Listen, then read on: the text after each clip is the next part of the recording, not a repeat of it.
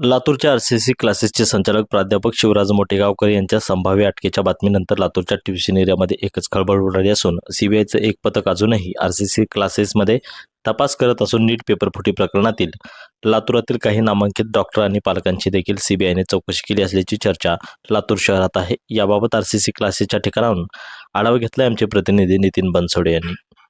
लातूरातील प्रसिद्ध आरसीसी क्लासेसचे संचालक प्राध्यापक शिवराज मोटेगावकर यांना पुण्यामधून ताब्यात घेण्यात आल्यानंतर त्यांच्या संभाव्य अटकेच्या नंतर लातूर शहरातल्या ट्युशन एरियामध्ये मोठ्या घडामोडी आपल्याला घडताना पाहायला मिळतात। या ठिकाणी जर आपण पाहिलं तर प्राध्यापक शिवराज मोटेगावकर यांच्या आरसीसी क्लासेसच्या वरती जे आहे सीबीआयचं आणखी एक पथक जे आहे ते या ठिकाणी आलेलं आहे।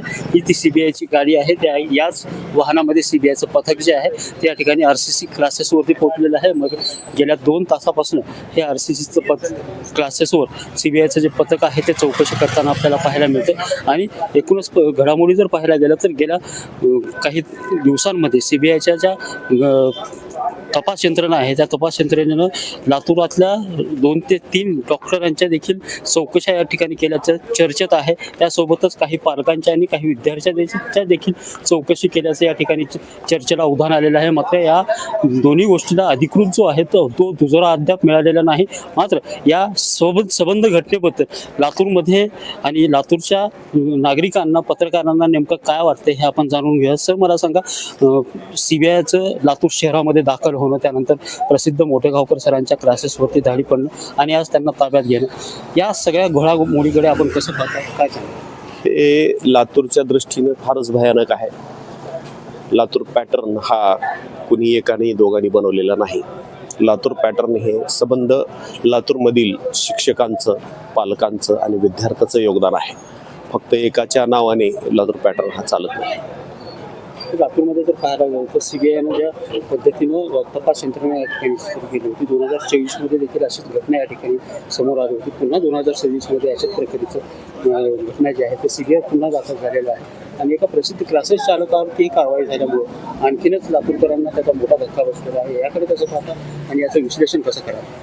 त्याचं विश्लेषण असं करता येईल, एका क्लासेसला टार्गेट करण्यापेक्षा लातूरमधील सर्वच क्लासेसला एकदा सीबीआयने भेट द्यावी अशी आमची लातूरकर म्हणून एक मागणी आहे। दुसरी गोष्ट, लातूरमध्ये जे विद्यार्थी ज्यांनी खरंच जेन्युइन आज अभ्यास केलेला आहे आणि ज्यांना पार आता लागणार होते, अशा परिस्थितीमध्ये काही विद्यार्थी आहेत त्यांच्या काही बाईट्स फिरत आहेत सोशल मीडियावर की बाबा 720 पर्यंत पडणार होते, मला 715 पडणार होते आणि आज त्या विद्यार्थ्याचं खरंच नुकसान झालेलं आहे।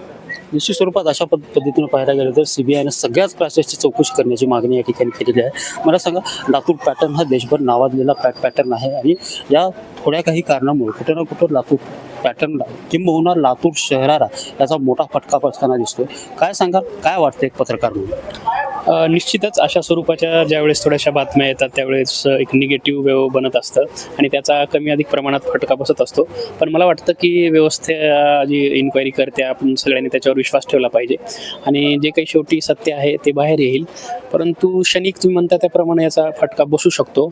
आणि राहिला लातूर पॅटर्नचा विषय, तर लातूर पॅटर्न काय एक दिवसात निर्माण झालेला पॅटर्न नाही आहे। गेल्या 30-40 वर्षापासून इथल्या अनेक शाळा असतील, महाविद्यालय असतील, यांनी आपल्या मेहनतीच्या बळावर हा पॅटर्न निर्माण केलेला आहे। त्यामुळं असं फार जास्तीचं नुकसान होईल असं मला व्यक्तिशः वाटत नाही आहे। परंतु काही तात्कालिक जे नुकसान असतं ते होईल ह्याची पण शक्यता म्हणजे टाळता येणार नाही, ते होणारच असतं एवढ्या मोठ्या प्रमाणात आणि अशा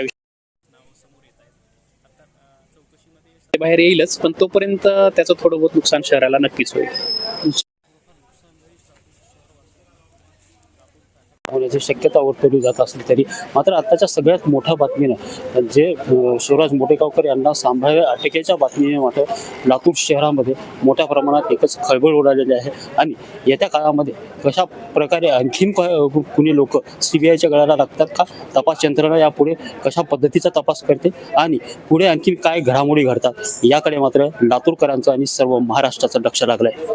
कॅमेरामॅन सुनील गवळीसह नितीन बनसोडे, एकमत डिजिटल, लातूर।